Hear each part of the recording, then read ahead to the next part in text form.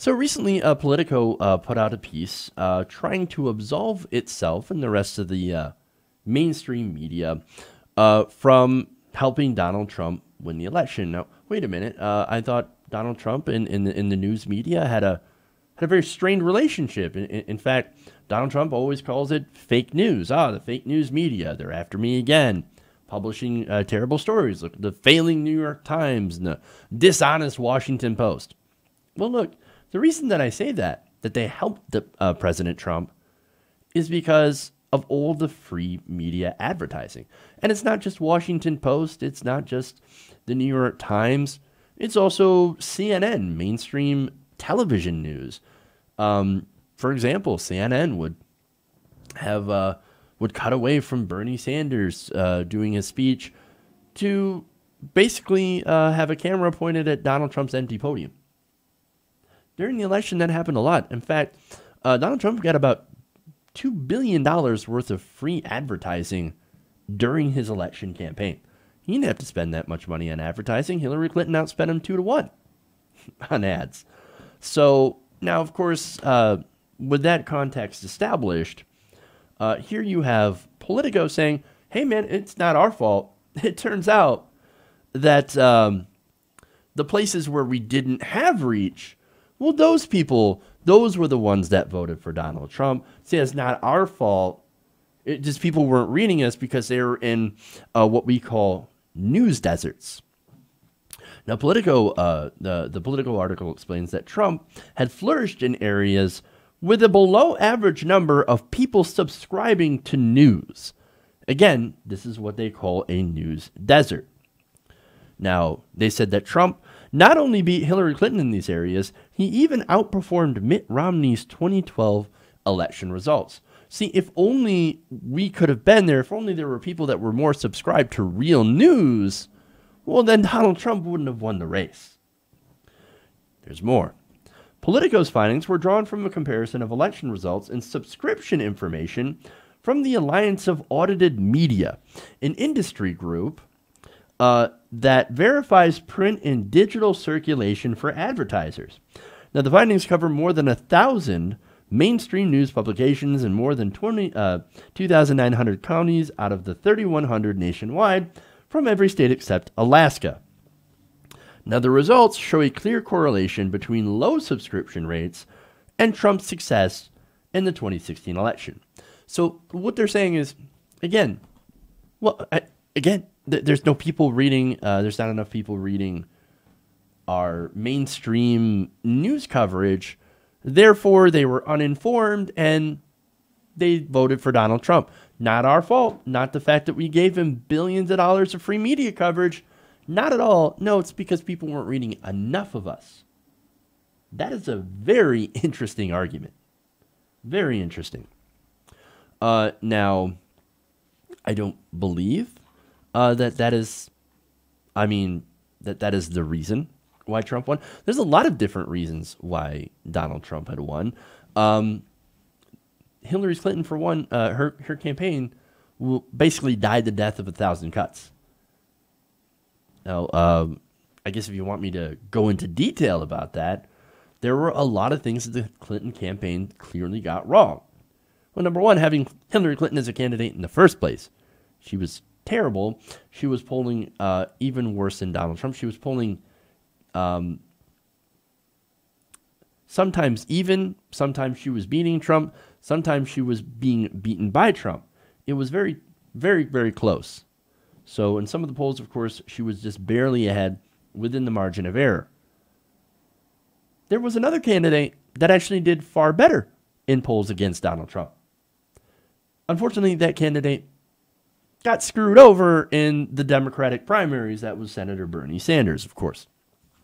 So that's one reason she lost. The other reason is, of course, she was very, very unpopular, disliked by a lot of people, even a lot of the Democratic base, the progressive base, were not in favor of her. She had too close of ties to bankers and Goldman Sachs, gigantic corporations. She had inconsistent positions. on many different things. She didn't support Medicare for all, which, by the way, now has a over 60% approval rating. 6 in 10 Americans are like, yes, let us into Medicare already. So her policy positions are problematic. Not only that, but there was the entire hubris of her campaign. Why am I not 50 points ahead? Well, maybe you need to go out and actually earn the votes. So, look, as I said, death of 1,000 cuts, there's a lot of different reasons, none of which she actually gives. She blames it on, of course, James Comey, Russia, Bernie Sanders, Jill Stein. But look, there are other things that are not related to Hillary Clinton that allowed Donald Trump to win. For example, racism. I mean, having a resentment, a racial resentment was a strong predictor of being a Trump supporter. But you also had things like gerrymandering, of course, voter suppression, and you even had fake news. I mean, there was a lot of stuff about Hillary Clinton that was out there that was actually incredibly fake, to be fair. So, okay. There, as I said, a lot of different factors. But subscription numbers? No, come on. They're basically downplaying this. Look, most people do not actually subscribe to these different news companies. Now, look, I have to subscribe to the Washington Post and the New York Times. I know it's expensive as hell, too. Most families, they can't afford that just to get the New York Times. I do for some of the stories because, look, some of the stories are actually fascinating to me. And I read them and I use excerpts to put on the show. Most people don't do that. Most people are not interested in paying for a subscription to the New York Times. But they want to blame that on being basically less informed.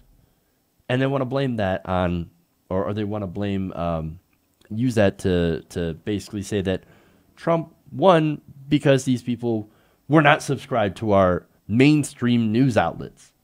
No, that's crazy. I don't agree with that at all. This is another way to basically say we had nothing to do with this. Not our fault. Not the media's fault. Nope.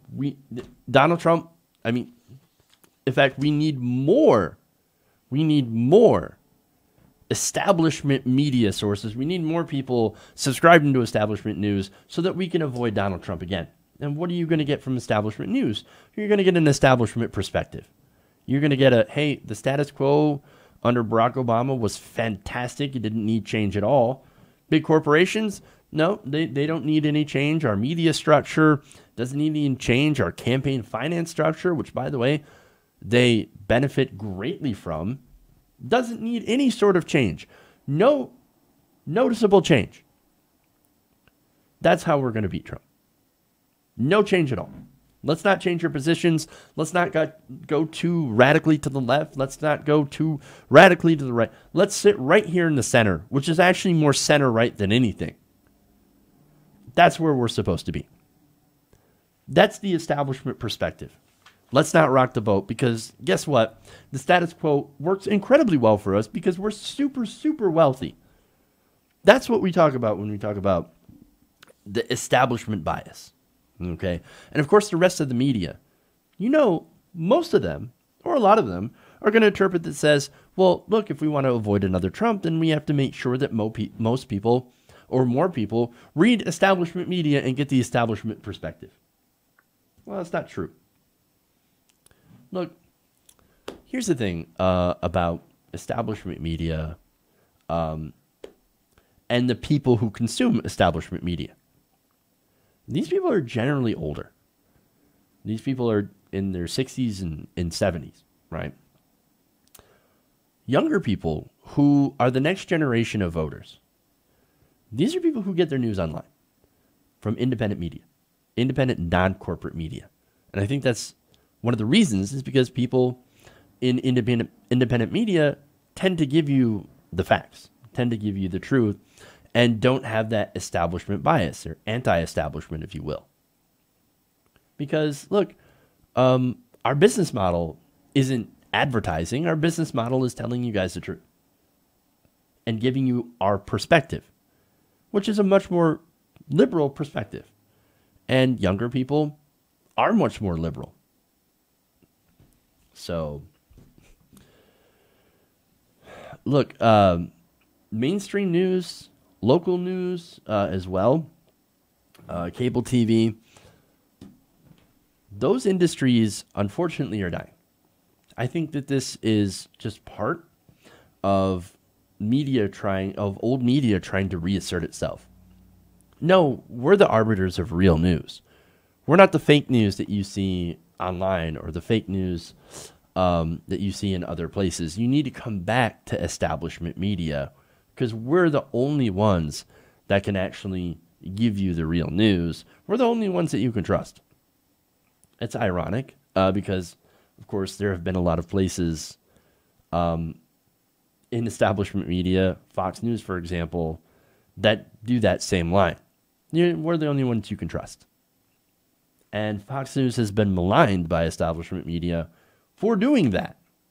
So it is really interesting. So, look, there is a lack of trust in the establishment media. I think we all know this already, right?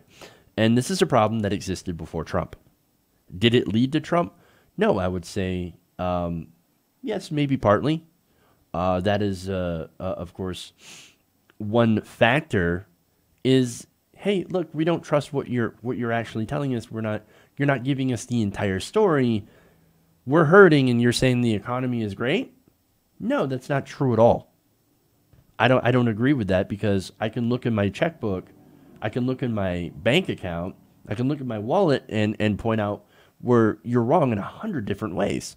The establishment is not working on our behalf. The economy is not fantastic for the rest of us, people in Main Street. But they only get that opinion from Wall Street.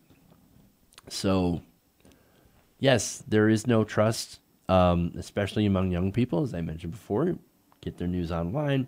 And look, Trump was able to reach a lot of these people who have that point of view.